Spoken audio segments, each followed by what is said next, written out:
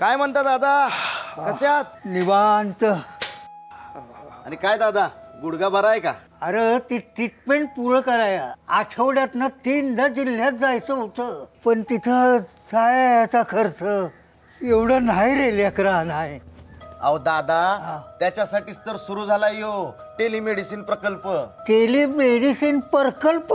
हा, आपल्यासारख्या दुर्गम ग्रामीण भागातील रुग्णांना भेटून उपचार करणं शक्य होत नव्हतं. महाराष्ट्र शासनाच्या सार्वजनिक आरोग्य विभागानं यो टेलिमेडिसिन प्रकल्प सुरू केलाय. आरोग्य विषयक सल्ल्यांसाठी टोल फ्री नंबर बी दिलाय 104.